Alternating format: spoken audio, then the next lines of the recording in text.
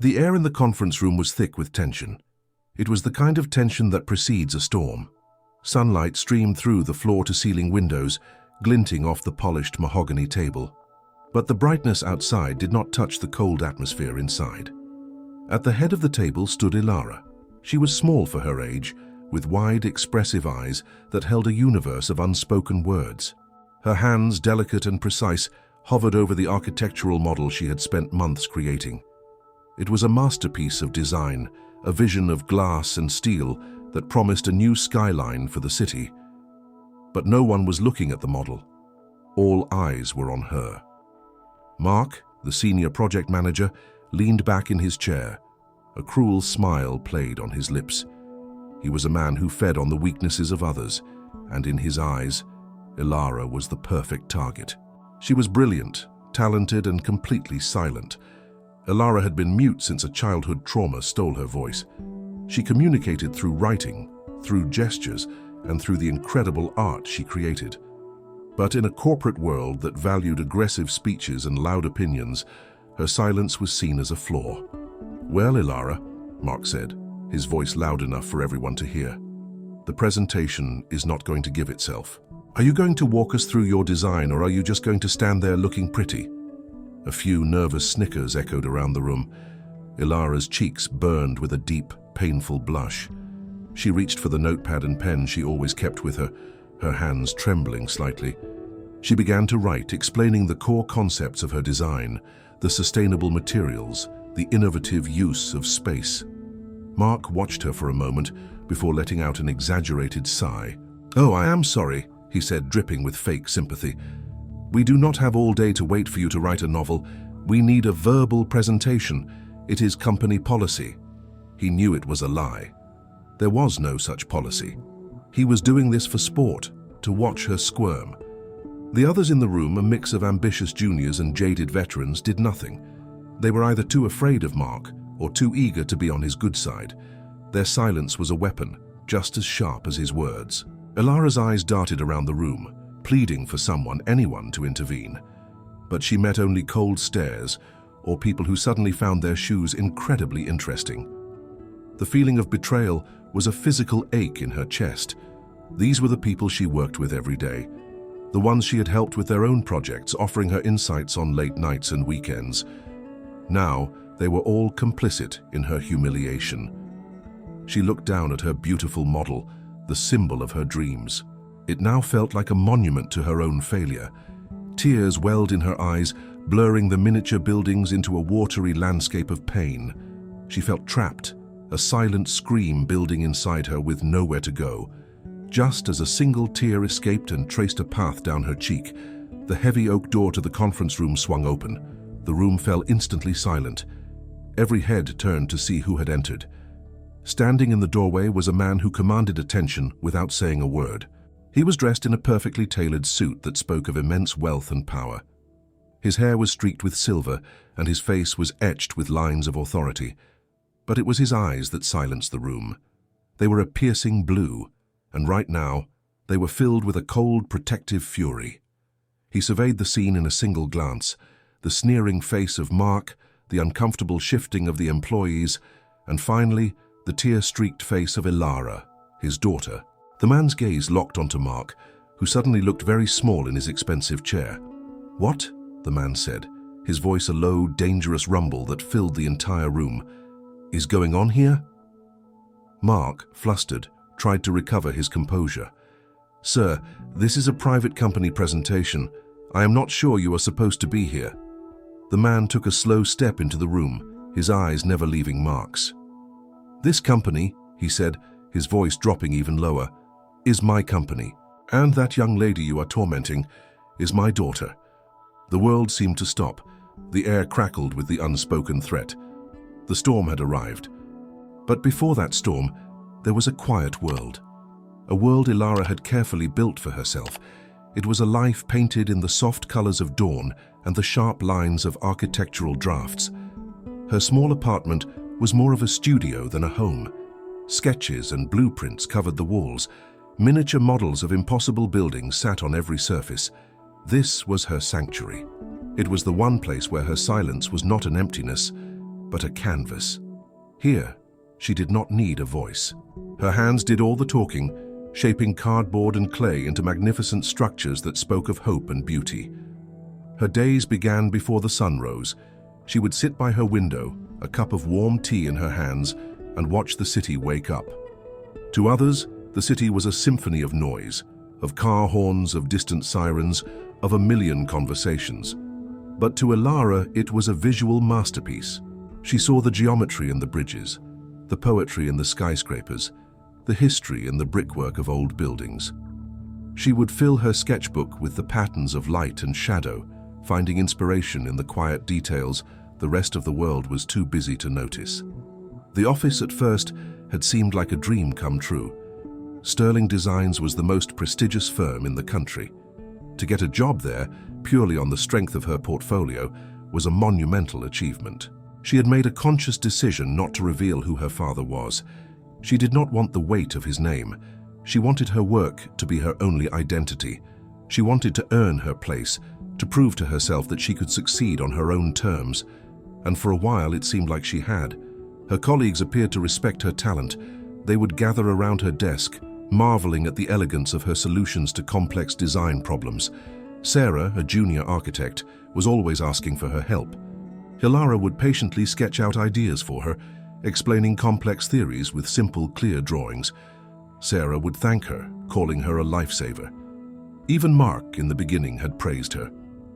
"You are our secret weapon, Ilara," he would say with a smile. "You do not say much, but your work speaks volumes." She had believed him. She had believed them all. She mistook their admiration for her talent as acceptance of her spirit. She would bring in homemade cookies for the team. She would stay late to help others meet their deadlines. She tried to build bridges of kindness to cross the silent valley that separated her from them. She thought that if her work was good enough, if her heart was kind enough, then her inability to speak would not matter. She believed she had found a place where she belonged, a professional family that saw her for who she was, not for what she lacked. It was a fragile peace, built on a foundation of misunderstanding. They saw her silence as a charming eccentricity, a quirk that came with her genius. They did not understand that it was the core of her being, a part of a past she could not escape. They did not see the quiet strength it took for her to navigate their loud, fast-talking world every single day. They saw the gifted architect, but they never truly saw the woman. And so, when it became convenient, when it became entertaining, they were all too willing to turn her silence into a weapon against her. She thought she was building a career. But all along, she had just been building the stage for her own humiliation. The day of the big presentation had started with so much promise. Ilara woke up with a nervous energy that felt like butterflies in her stomach. Today was the day. It was the culmination of a year of sleepless nights and relentless work. Her project, the Solaris Tower, was chosen as the flagship design for the company's new urban development initiative. Today, she would present it to the executive board. She carefully dressed in a simple professional suit. She did not need flashy clothes. She believed her work would be all the armor she needed. When she walked into the conference room, she felt a surge of pride. Her model sat in the center of the vast mahogany table, a beacon of her ambition. The board members, stern-faced men and women in expensive suits, nodded in appreciation as they took their seats. For a fleeting moment, everything felt right. She was not a silent girl. She was an architect about to present the work of her life. She arranged her presentation cards, each one filled with her neat, precise handwriting. She was ready. Mark, as the project lead, opened the meeting. "Good morning, everyone," he began, his voice smooth and confident. "Today we have something truly special. Ilara, our most promising young designer, is going to unveil her vision for the Solaris Tower." He smiled at her, but his eyes were cold. It was the smile of a hunter before the trap is sprung. "Ilara," he said, turning to her, "before you begin, why do you not just tell us, in your own words, what inspired this incredible design?" The question hung in the air. It was a simple question, but it was aimed like an arrow at her most vulnerable point. The room was silent. Ilara felt a familiar knot of anxiety tighten in her chest, but she pushed it down. She smiled politely and reached for her first note card, but Mark raised a hand to stop her. Ah, he said. wagging his finger playfully as if she were a child. "No cards. Let's not be so formal. We are all family here. Just speak from the heart." The words "speak from the heart" were a deliberate cruelty. He knew her heart was full, but her voice was empty. Ilara froze. Her hand hovered over her cards. She looked at her colleagues for support, the ones she had shared coffee and long nights with. She saw nothing. Sarah, the young woman she had mentored, was suddenly fascinated by a speck of dust on her sleeve. Another colleague coughed to hide a smirk. The board members looked on, their expressions a mixture of confusion and impatience. No one stepped in. No one saved her. In that moment, she was utterly and completely alone. Panic began to set in, cold and sharp. She opened her mouth. A desperate, silent plea, but no sound came out. Only a choked gasp for air. The silence in the room stretched, growing heavier with each passing second. It felt like an eternity. Mark let her suffer. He watched her with a look of detached amusement before finally delivering the killing blow. "Is there a problem, Ilara?" he asked, his voice laced with false concern. "Are you having second thoughts? Or perhaps you did not design this on your own? Did someone have to help you with the big ideas?" The accusation was devastating. It was an attack on the one thing she had, her talent.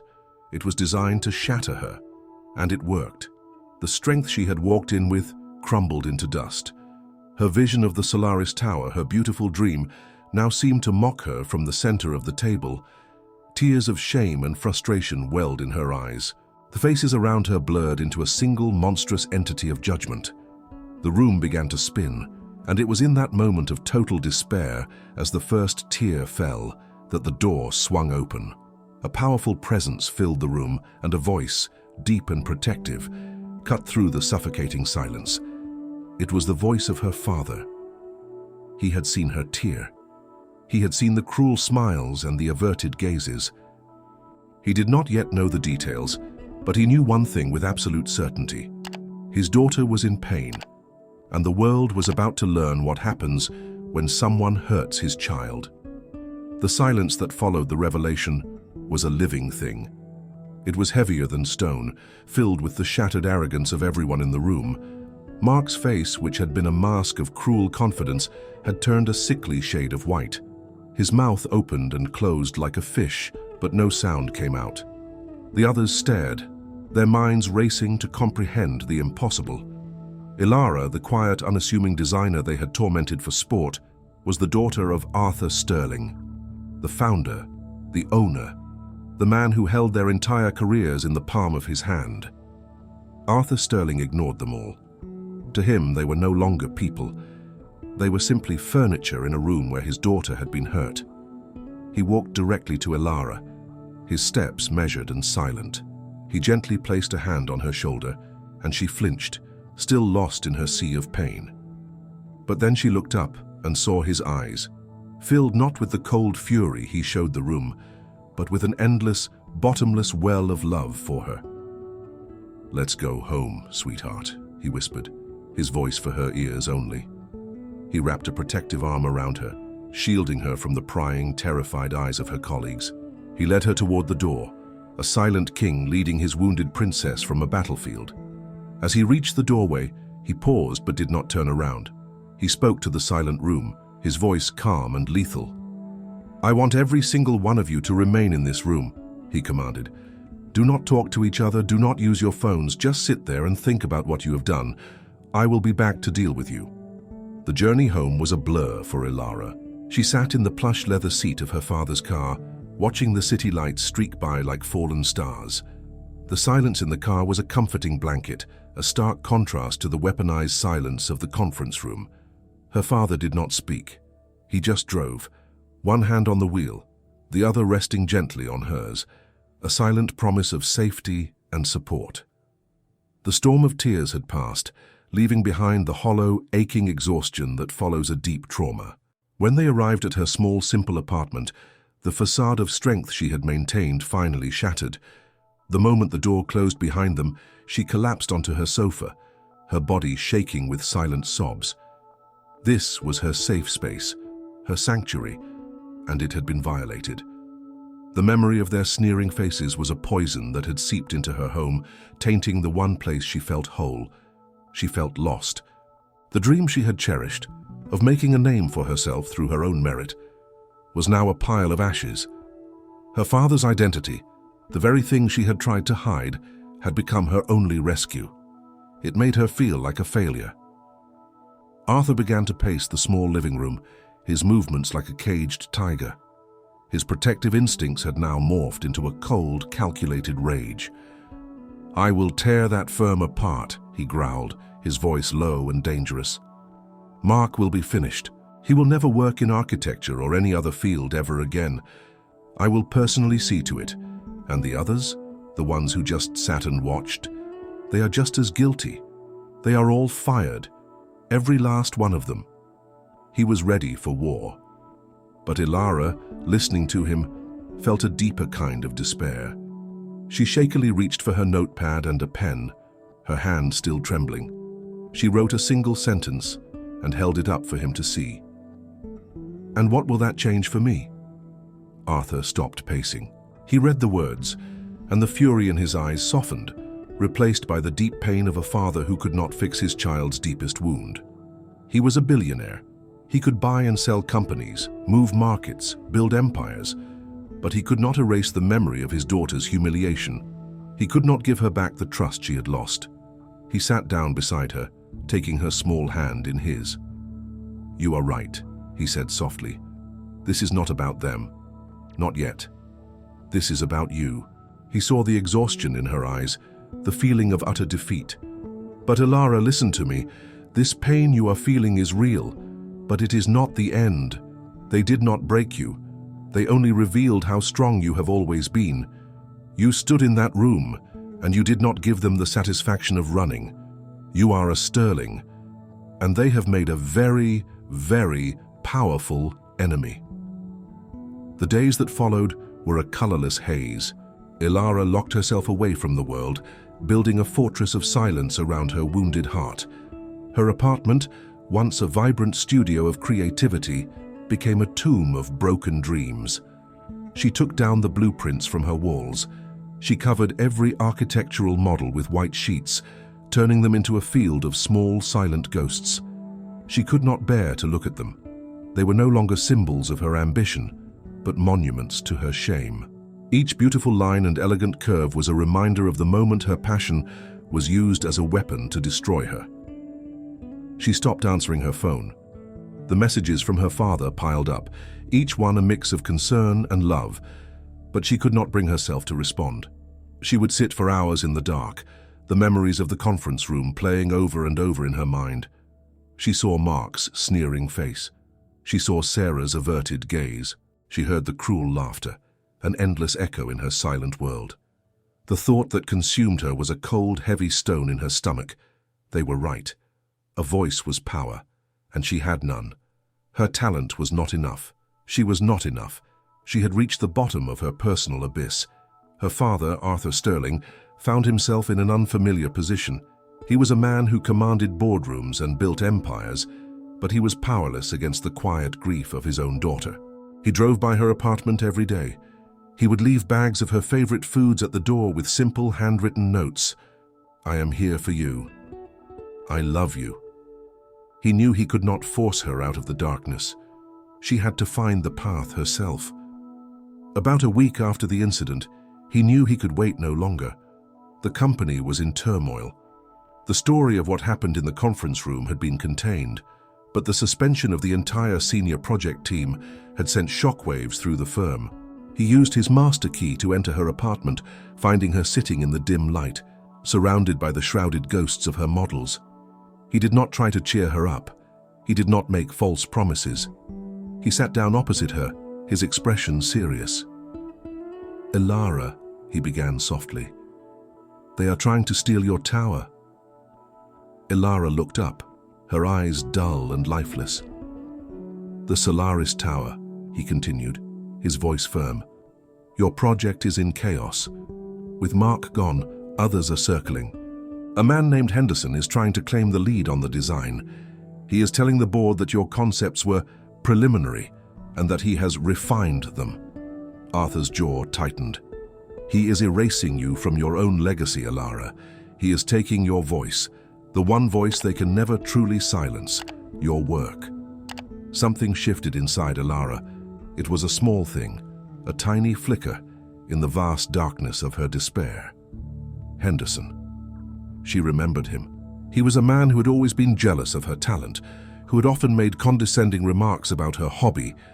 The thought of his hands on her designs, of his name on her tower, was an unbearable violation. It was one thing for them to humiliate her. It was another thing entirely for them to steal her soul. Slowly, as if in a trance, she stood up. She walked over to the largest shrouded form in the room. Her hands trembled as she took hold of the corner of the white sheet. She pulled it off. There it was, the Solaris Tower. It was magnificent, even as a model. It reached for the sky, a perfect symphony of glass and light. It was her heart, her mind, her spirit, all made tangible. As she ran a finger down its elegant spire, the artist within her, the fighter she thought was dead, began to stir. The pain was still there, a deep and throbbing wound. But now, it was joined by something else. A cold, quiet anger, a protective fire. She turned to face her father. For the first time in a week, the emptiness in her eyes was gone. It had been replaced by a sharp, steely resolve. She picked up her notepad, and with a steady hand, she wrote 5 words that would change everything. "They will not have my tower." Arthur Sterling looked at the words on his daughter's notepad, and for the first time in a week, he allowed himself to smile. The fighting spirit he knew and loved was back. The fire in her eyes was small, but it was there, and it was growing. "Good," he said, his voice resonating with pride. "That is the woman I raised, but we will not be reckless. Rage is a tool, not a strategy. We will not fight them in the mud. We will bring the battle to a place where we control everything." He picked up his phone and made a single call. "Evelyn," he said, his tone shifting from a loving father to a commanding businessman. "I need you.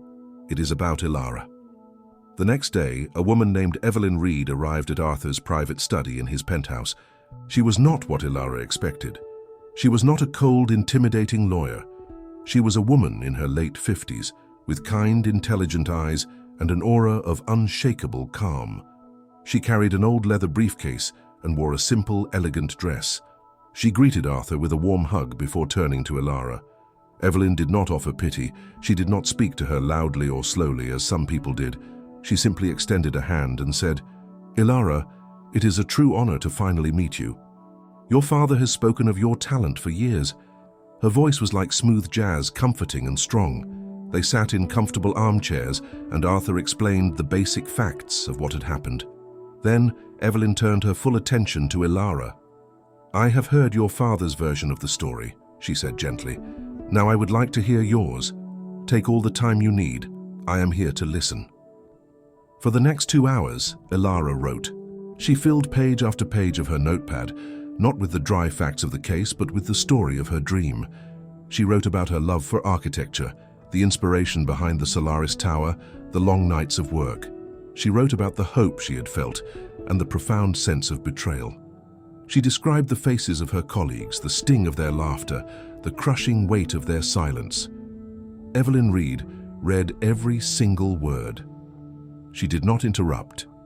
She did not rush her.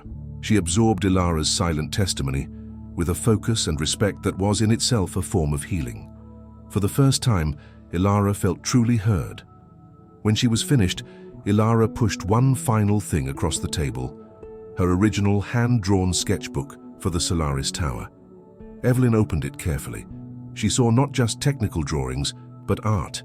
She saw the passion, the genius, the soul that Elara had poured onto every page. Evelyn finally looked up, her expression one of deep respect and cold determination. "Thank you, Elara," she said. "This is not just a case of workplace harassment. This is an act of profound intellectual and emotional theft. They did not just try to humiliate you, they tried to erase you. And now," she added, a sharp glint in her eye, "we will remind them just how unforgettable you are." Evelyn then laid out her plan. It was not a plan for loud revenge. It was a strategy for quiet, undeniable victory. We will not fire them, not yet. First, we will discredit them. We will arrange a new presentation for the board, a final one to decide the fate of the Solaris project. They will present their stolen, refined version. And then, you will present yours. Ilara looked at her, confused. How could she present? Evelyn smiled, a knowing, confident smile. You will not say a word, she explained. You will let your work speak for you. We will build a presentation that is so visually and emotionally powerful, it will make words seem clumsy and useless. They tried to use your silence against you. We are going to turn it into your most powerful weapon. In that moment, Ilara knew she was no longer alone in this fight. She had her father's power, and now she had Evelyn's wisdom. She had allies.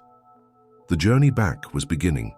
The main boardroom at Sterling Designs was a place of immense power.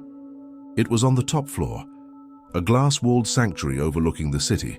This is where fortunes were made and futures were decided. The long obsidian table reflected the tense faces of the entire executive board. Arthur Sterling sat at the far end, not in his usual chairman's seat, but as a quiet observer. His presence alone charged the air with electricity. Beside him, Evelyn Reed was a picture of calm, her hands folded, her eyes missing nothing. At the front of the room stood the project team, Mark, Henderson, and the others. They had been brought back for this final showdown. They stood with an air of forced confidence, but a flicker of fear danced in their eyes. They knew this was not a normal presentation. This was a trial. Henderson cleared his throat and began. He presented their version of the Solaris Tower with a slick corporate presentation full of charts and meaningless buzzwords. He spoke of maximizing profits and leveraging assets. He showed renders of a building that looked vaguely like Ilara's, but it was a soulless copy. The innovative sustainable features were gone, replaced by cheaper alternatives. The heart of the project had been ripped out, leaving only a generic glass box. When he finished, there was a scattered, polite applause. Henderson and Mark exchanged a smug glance. They believed they had secured their victory. Then the chairman of the board, a stern man named Mr. Albright, looked down his glasses. "And now," he announced, his voice neutral, "we will have a presentation from the original lead designer, Ms. Ilara Sterling." A hush fell over the room. Ilara rose from her seat. She was a different person from the one who had stood in the smaller conference room weeks ago. Her fear was gone, replaced by a solid, quiet strength. She walked to the front, her steps confident and sure. She did not even glance at her former colleagues. To her, they no longer existed.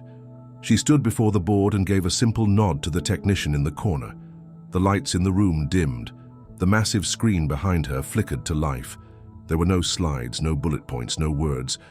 There was only an image, a close-up of a hand, her hand holding a pencil.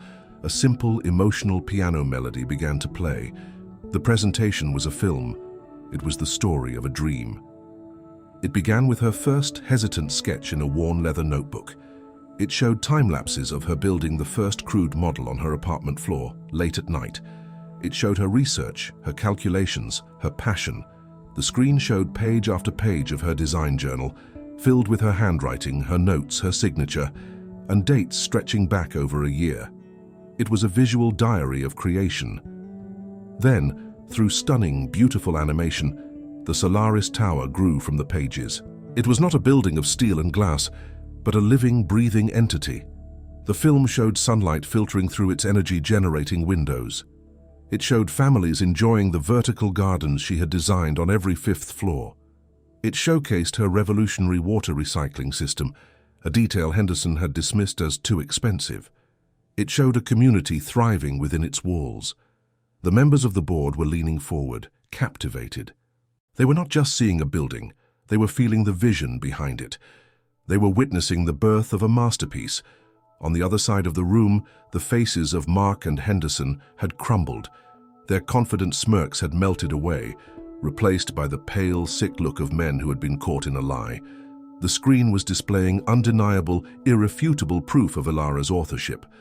Every line, every curve, every brilliant idea was hers. Her silent film was screaming the truth louder than any voice ever could. The film ended with a breathtaking final shot of the true Solaris Tower standing proudly against a sunset, its spire seeming to touch the stars. The screen faded to black. The music stopped. The lights slowly came back up. Ilara stood in the center of the room in complete silence. She had not said a word. She did not need to. Her work had spoken for her. For a long moment, the room was utterly still. The silence was not tense or awkward. It was a silence of profound respect. Then Mr. Albright, the chairman, slowly rose to his feet. He began to applaud, not politely, but with genuine admiration. One by one, every other member of the board stood up and joined him, their applause filling the great room. It was a thunderous standing ovation. Ilara had won, and she had done it her way. As the applause slowly subsided, Mr. Albright, the chairman, raised a hand for silence.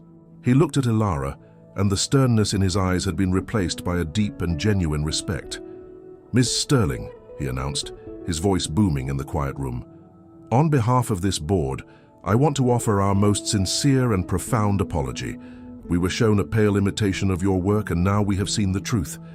Your vision for the Solaris Tower is not just a building, it is a work of art. The board votes unanimously to approve your original design in its entirety. You will have our full and unconditional support." This was her professional victory, clean and absolute. A wave of relief washed over Ilara. She gave a small, grateful nod to the board.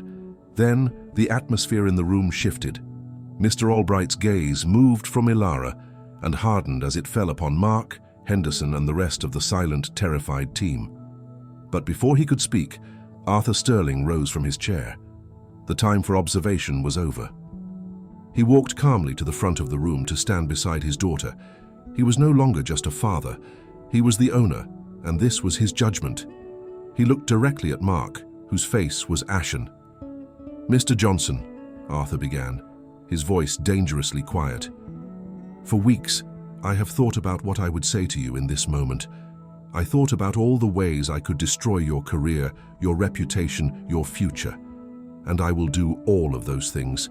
But first, I want you to understand why." He took a step closer. "You are fired not just because you tried to steal my daughter's work. You are fired because you are a bully. You prey on the quiet, the kind, the brilliant, because you are terrified that their light will expose the empty darkness within you. You are a man of profound moral failure, and your time in my company is over." He then turned his attention to Henderson. "You are a thief, plain and simple. You lack the talent to create, so you try to claim the creations of others. You are terminated." Finally, he looked at the rest of the team, the ones who had laughed, the ones who had stayed silent, the ones who had looked away. "And as for all of you," he said, his voice sweeping over them like a cold wind, "you had a choice. Every single day we have choices. To be decent, to be brave, to stand up for what is right. When you saw one of your colleagues being humiliated, you chose to do nothing. You chose to be accomplices. Your silence was a vote for cruelty, and that is a vote that has no place at Sterling Designs." He paused, letting the weight of his words sink in. "Therefore, the employment of every member of the Solaris project team, effective immediately, is terminated. Security is waiting outside. You will be escorted from the building. Your personal effects will be mailed to you." It was done. The sentence was passed. A stunned silence was followed by the quiet, shameful shuffling of people gathering their things. As Sarah, the young woman Ilara had helped, walked past, she looked at Ilara, her eyes pleading for some kind of forgiveness. But Ilara simply held her gaze, offering nothing. The bridge of trust had not just been burned, it had been turned to ash. Soon the room was empty, save for Ilara, her father, Evelyn, and the board.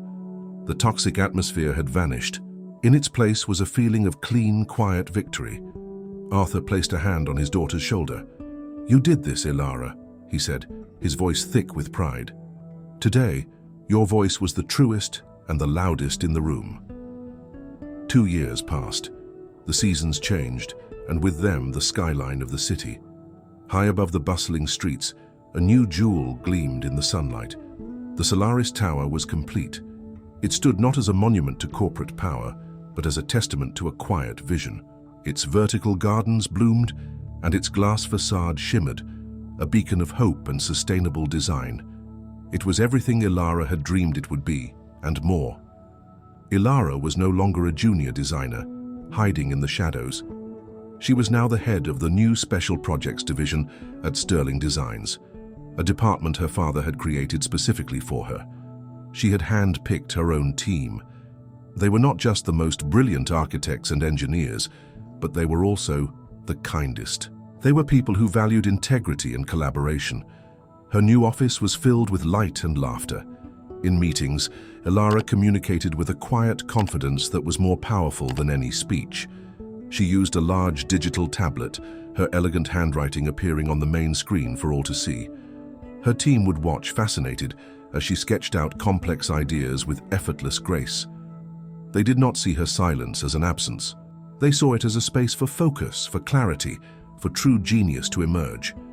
They respected her, not just for her talent, but for her quiet strength.